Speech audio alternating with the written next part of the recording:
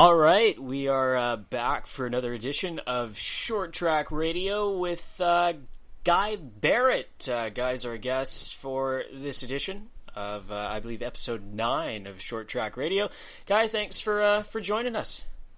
Yeah, thanks for having me, guys. It's a pretty cool thing you got going here with this. I've been, listening to a few of my peers on here week after week. So kudos to you guys for putting this together. Thanks. Yeah. It's been fun.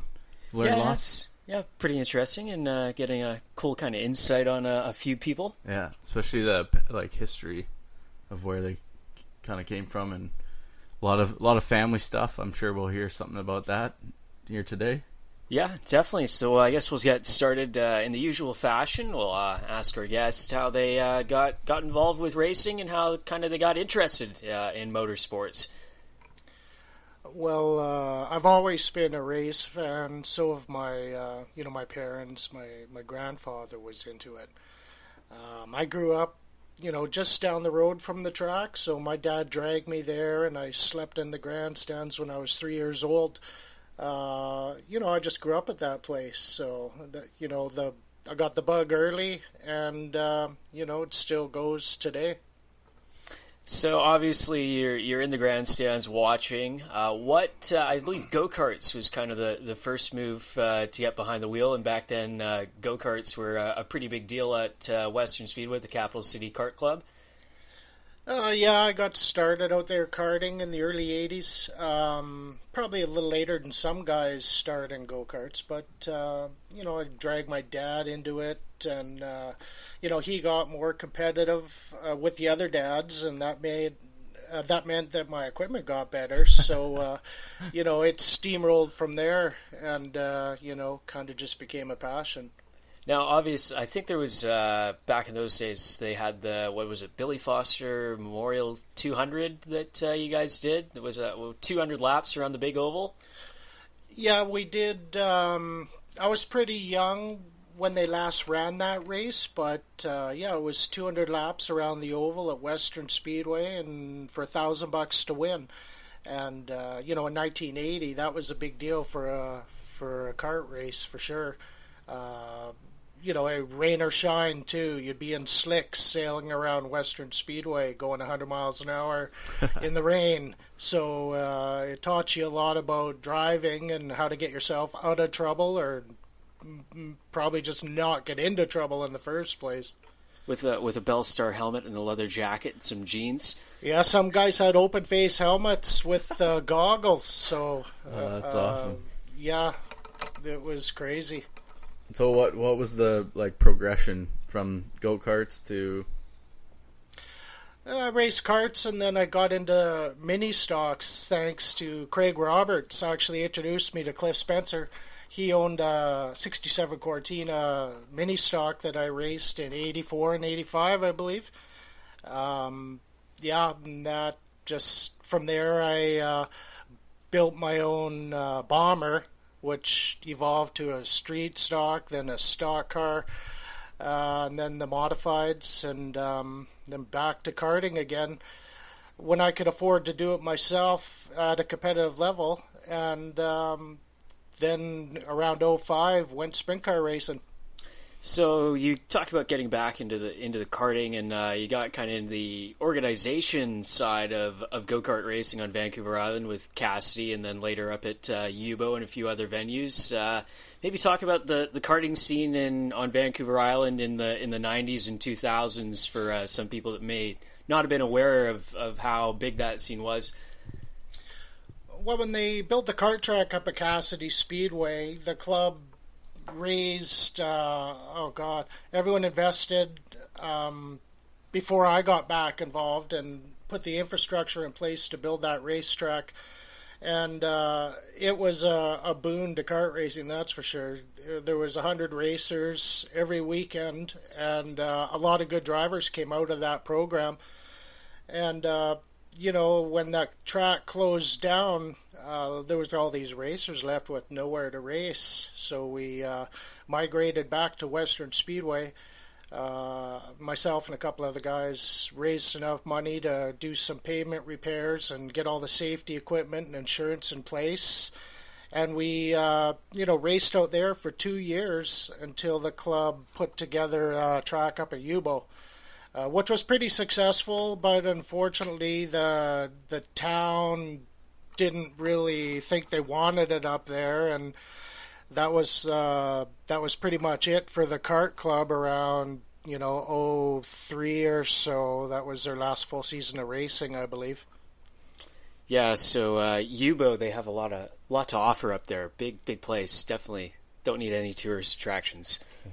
Yeah, it was crazy up there. I had this big giant 20 by 20 shelter that I would leave the framework all up and then show up on race day and put my tarp on it, and we'd come up there to race and it'd be gone. Somebody took it. It wasn't easy to move. It was a few 100 pounds of concrete blocks and pipe, and oh man. So I think even the club lost some computers up there and whatnot over the couple years they were up there. That's too bad. That doesn't help the cause at all. But yeah, definitely not. And the karting thing kind of fizzles out, and obviously those things with no suspension and the karts that you were running upwards of 100 miles an hour, that can start taking a toll on the old body with how bumpy that place was too. Well, karts are awesome. They're especially like the 125 shifters. You're right, there's no suspension, the power to weight ratio, the braking power you have, six speed sequential gearbox. They're just like a pure thoroughbred race car. And when I was doing quite well there, I was well into my 30s, and I'm racing against 16, 17-year-old kids. So the physically, the stamina didn't come as natural as it did when you're younger. So, I had a couple injuries from that just nagged and nagged and nagged. So I just kind of had to step away from that. So how did you kind of select sprint cars as the path to go? That also kind of came into a good time when Will Rock, the wing class, was really starting to pick up at Western. Yeah, the economy was really good in '05 and '04. So, over a few coolers full of beer, me and Don Laidlaw and my brother Glenn Barrett, we decided we were going to go sprint car racing. So, I'm not going to say it was a very calculated move, but we went for it and managed to make it happen. And again, sprint car is a thoroughbred race car too, so a lot parallels karting in the way you drive, and you already have the open wheel respect for your racers, so you can usually race pretty hard and clean without tumbling off the racetrack, although, that can still happen. So sprint cars, obviously the open wheel aspect, but was there any thought of going to like a late model or super late model or anything like that? I've never raced a late model. It's one thing I've never really had an opportunity to drive. Stock car, we tossed that around, but doing body work and fixing door panels and fenders every race, not my thing. So. The sprint car kind of fit perfect. Definitely, and I understand maybe from Don that sprint cars may not have been your favorite race vehicle before you started driving them? No, I think Don and I differ. He loves dirt sprint cars. I love pavement. So we always banter back and forth. And, it's funny. I've went to a lot of races with Don and talked to a lot of dirt car drivers. And, Jonathan Allard said to me, "You race sprint cars on pavement, man. You must be crazy." And I think the same thing about these guys that run around dirt with the, hammer down all the way around. Like, those guys are crazy. So I think they're two different disciplines of sprint car racing. And, the pavement guys respect the dirt guys and vice versa. So, differing opinions there for sure. Yeah, anybody that can climb behind the wheel of a sprint car is pretty crazy, I think. Yeah, either dirt or pavement, but you got to have that little crazy in you to even get in a race car, I think.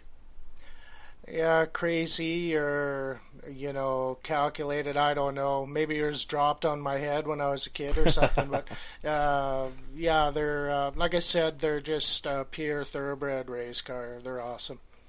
So maybe talk. It took a few years for you to get your first win, but maybe talk about finally nabbing that first career win. I believe in 2008 was it your first main event win in a wing car, or 07?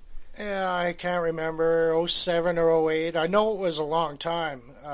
We worked pretty hard at it. We always had a pretty tight budget, so we had to try and stretch a dollar a long way. So, the quality of the teams and the quality of the cars and the drivers definitely stepped up between '05 and, even today. So, Will Rock went from converted dirt cars to, pavement specific race cars. So, yeah, like I said, the quality there really improved. So it made it harder and harder as time went on to try and get that first win.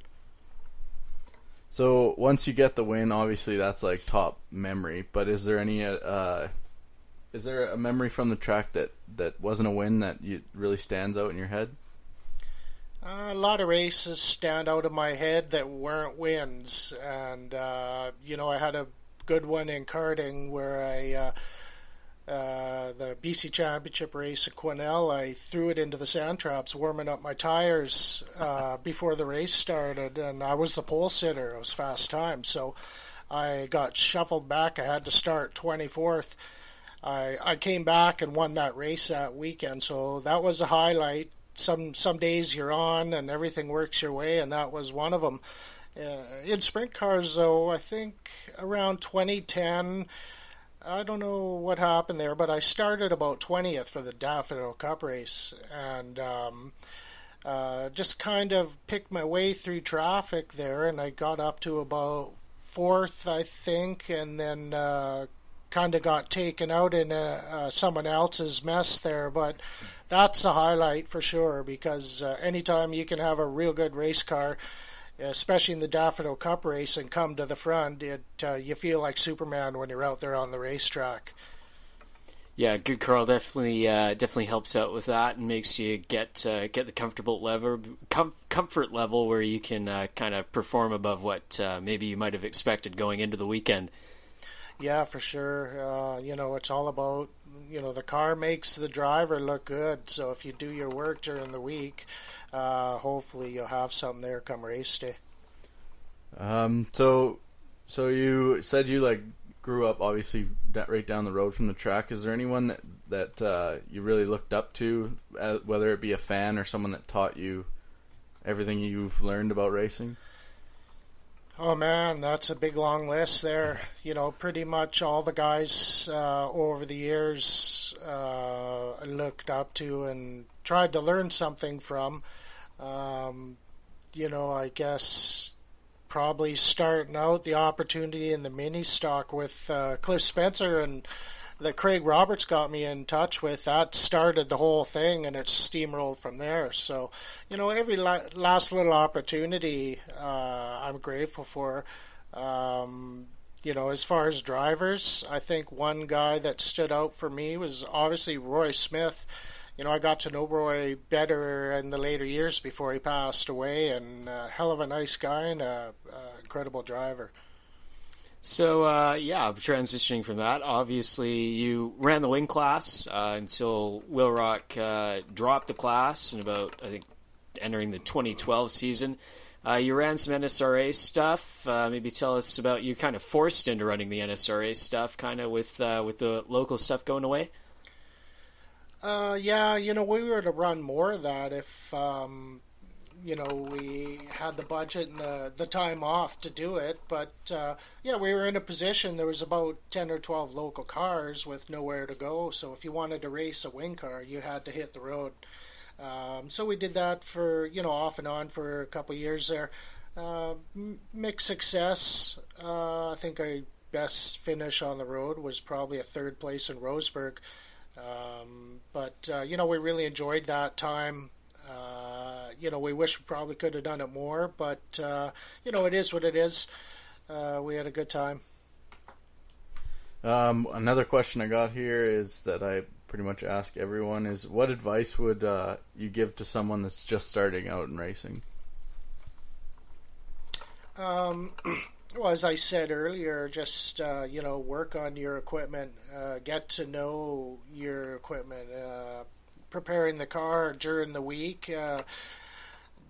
Helps you a lot more than leaving it on the trailer till the next race and bringing it out. So, the races are won Monday to Friday in the shop, more so than they are at the racetrack. So, just work on your car and try and learn and soak in as much as you can. So what's one racing story that might stick out to you as kind of being one that is either funny, a little entertaining, maybe not necessarily associated to a win or anything like that? One of the funniest things I ever saw was I was a crew member for Greg Geekas's late model in the early 80s. They used to have these novelty races where a crew member would take another crew member and double them on a bike around turn 1 and 2, tag off another pair of crew members that would be hauling the other guy in a wheelbarrow down the back stretch. And this goes on and on till you get to the front stretch. You have to buckle the driver into the race car, and then he's got like a pound of ground beef on his intake manifold wrapped in tinfoil. He has to go out and do a couple laps, get out of the car, open the hood, take out this ground beef, and eat it before, that's the winner of this novelty race. And it was so gross. Good. The beef was just raw, not even warm. Oh, man. That's hilarious. People can't believe that story when I say it, but they used to do all kinds of fun stuff like that out there. And, I felt bad for Greg because didn't look like that beef went down all that great. I don't think there are any winners in that, even if there was one declared. I remember watching my grandpa when I was little, and they used to do that. I don't know what it's called, but they all stand on the front stretch wall, and they got to run to their cars and put the belts on, and then the Lamasse start. It was good. Yeah, I remember that. That was cool. Definitely. So obviously, after the NSRA deal kind of finished, and the Wilrock wing class or non-wing class kind of became the class where a bunch of guys were switching to. You guys ran that for a few years, and maybe talk about what it was like to come back to the island and run back at Western in Saratoga the full time. Yeah, I love this racetrack here and the fans and all the sponsors and whatnot. That non-wing class is a real good class. It's so close, and when you can run against the quality of drivers that we had in that class there, it was very competitive, very close racing. We had pretty big fields there, and the cars were 100 separated, 6 guys on some nights. So real close racing. It was pretty awesome. And now the guard's changing out there. It's some new up and coming guys. It's fun to watch how that evolves and, see these guys get better and, get to the front. So you say you're a big fan of Western. Is there any other tracks that you really stand out as you love going to? Oh, any racetrack I love going to. If it's a race day and there's a track, I'll be there. I enjoy driving Roseburg.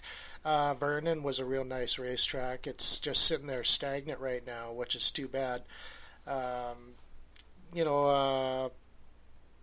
not going to say I'm the biggest fan of Saratoga there, but we've had some good races up there. Western, it's a flat driver's racetrack, and if you can get your car working there and you can pass guys there, you'll be successful anywhere you go. Yeah, so obviously transitioning back, now you're running with the Wayne's Trucking Series in the Wayne's Trucking car. Last year was kind of your swan song as a car owner, and maybe talk about what led to that being decided that you're gonna put your own car up for sale, and then transitioning into how Linda and Wayne decided to step up in an ownership role, at least until the car sells, I'm being told. Yeah, that's what I hear too. Well, my intention was to just kind of hang it up, definitely get out of the ownership and all the commitments that go along with that. Again, my intention was to work on this Wing Super Sprint series and help it grow, be more involved with tech and whatnot. It's hard to run a car and do that at the same time. But circumstances changed there, and my, short-lived 3-week retirement resulted in a car showing up here that was going to be sold, perhaps, and parted out. And we didn't want to lose a wing car here on the island, so Wayne really stepped up, and him and Linda picked up this car, and I went over it over the winter. And it'd be a nice piece for someone who wants to go wing car racing. And, in the meantime, I'm going to do what I can to try and get her all sorted out and run the Super Sprint Series here at Western. So you talked about that, and I believe kind of the basis for that series was started back in around 2011 when the Wheel Rock class kind of started, kind of was killed off with the restrictors and the injectors, and maybe talk about to some people that don't realize what's quite going on with the kind of the weekly or bi-weekly, bi-monthly wing series at Western, what you're trying to kind of establish with the restrictors. Yeah, that's a real good question. We did some restrictor testing with a couple engines on the dyno up at Mid-Island. I guess it was around 2011, trying to come up with a formula to take a bit of the bite off the cost to some of these engines, to make the less powerful engines even with the guys that choose to, have the best of the best in terms of engines. So we tested different restrictors and found a combination that sucked enough torque and power out of the big hitting engines to bring them down to the same level as the more economical motors. So that's the basis for this whole restrictor formula we're using out of Western. I worked a little bit with Todd Coleman and the South Sound Super Sprint Series last year, and they tested some restrictors as well during a race situation. And, we got it really close where we think it's a great formula to try and bring everyone together.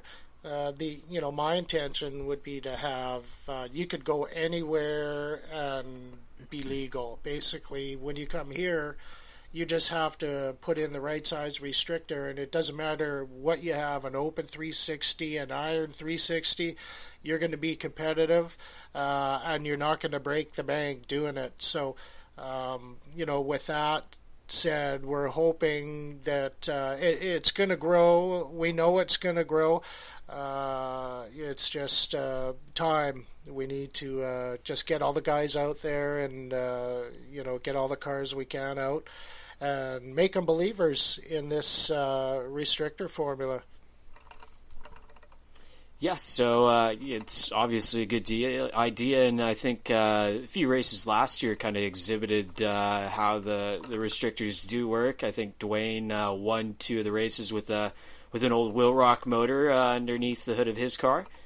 Yeah, Wayne did great with what he had there. The car I ran, it was, it was a heavy old iron motor. It was the old cylinder heads that I ran on my Wheel Rock car as well. And, it didn't have all the power in the world, but it had enough. I think once you get to over about 550 horsepower or so, more power doesn't make you any quicker. I mean, my quickest lap out there in my old car in 2011, I think it was, I did 13.8, and that motor is 200 horsepower less than the one I'm running now.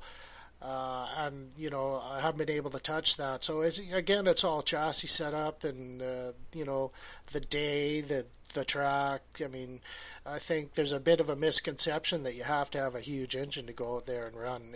If you have a smaller, more reliable piece, I think that's a better foundation to go out there and hook your race car up for sure.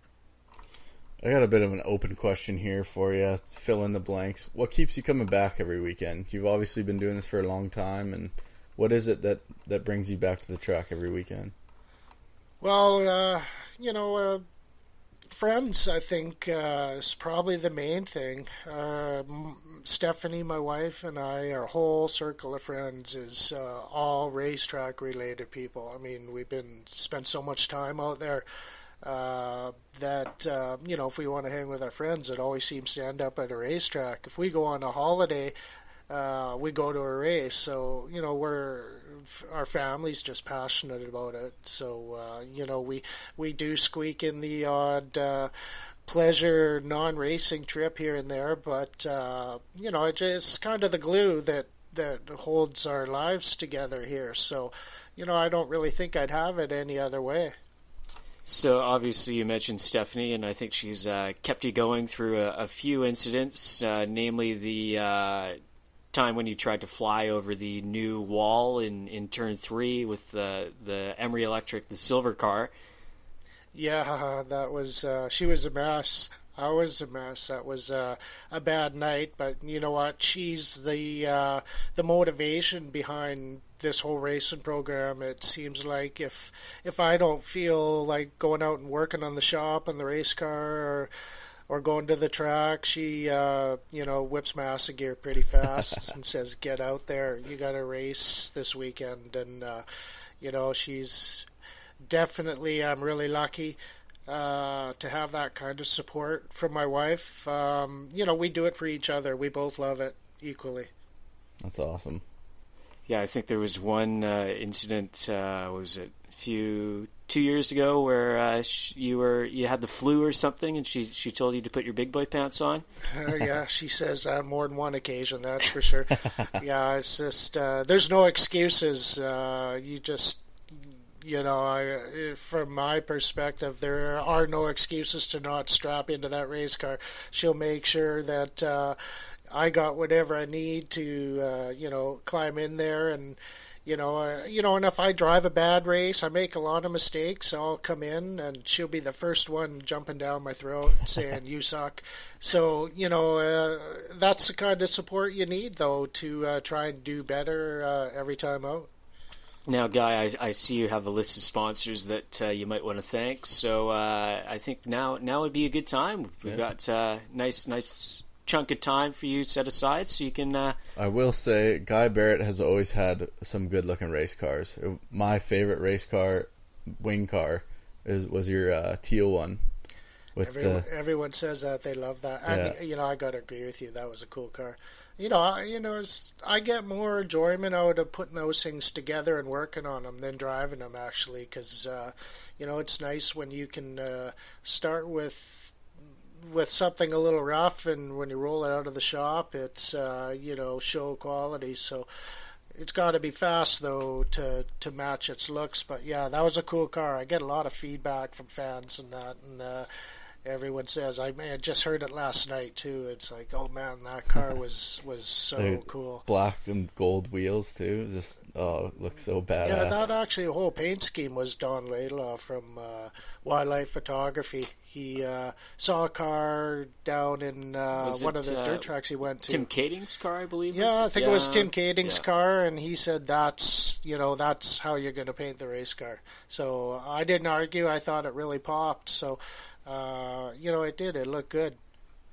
Yeah, so, Guy, if you want, now you can thank all the sponsors and plug away.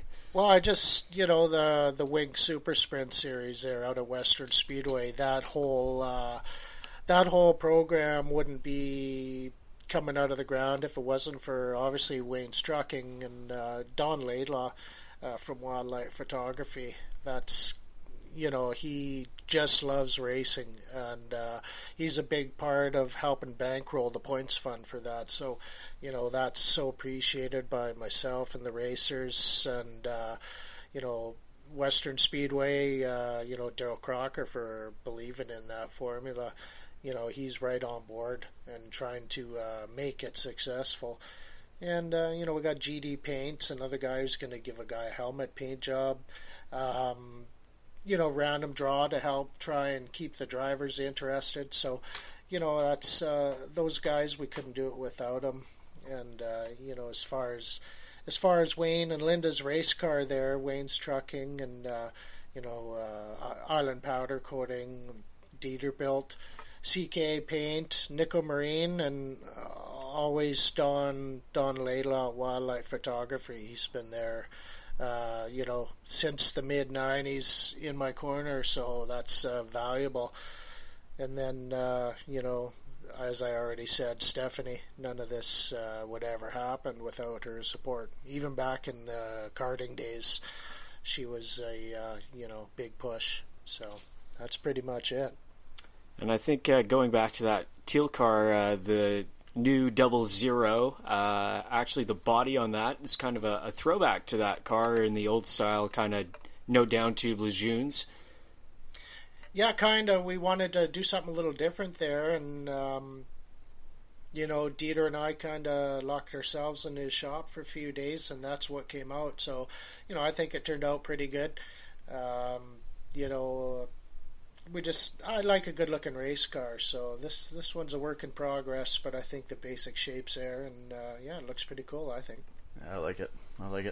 I think it would be a good opportunity to thank Don Laidlaw on behalf of everyone at the track too. The photos that he gets and puts on Facebook for free and lets us all use them as our Facebook profile pictures, and I just want to shout out to all the other racers. If you do use his picture, make sure you tag him, and it would probably be and don't block out the watermark. Yeah, that's there for a reason, guys. Yeah, no, don't crop it down.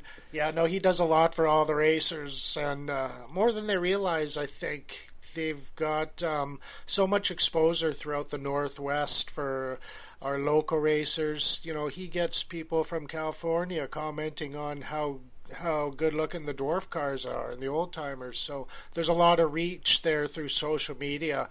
So yeah, big shout out to Don. He's does a good job, and he's an outstanding photographer. All right, so I think things are getting close to wrapping it up. Chris, do you want to plug our social media?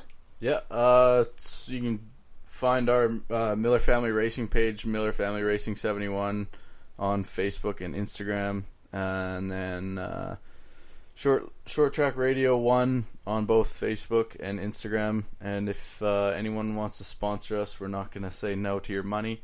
If you want your business or company or anything plugged on here, we can do that. If you want to just give us some money because you're a nice person, you can also do that. And I'll always take money too if guys listening. The Guy Barrett Racing Fund is open. Also, if you haven't figured out how to subscribe yet, you should probably get a if you have any people under the age of 25 around the house, if you see me at the track and you don't know how to do it, give me your phone and I'll do it for you. Go to the Purple podcast app on any Apple device and search Short Track Radio 1 or Short Track Radio, and it will come up. Hit subscribe. All your past episodes will go to your phone, and it will help us out to try and get money, so I don't have to beg you for money anymore. Yes, and that'll take about 5 minutes off of the podcast. So definitely. Thanks again, Guy, for joining in with us. Yeah, thanks for having me. You guys are doing a good thing here. So can't wait to see who you're going to have on here in the future. So good luck, you two. Thanks, we appreciate it. All right, this has been another edition of Short Track Radio, and we'll post whenever we feel like it. Bye.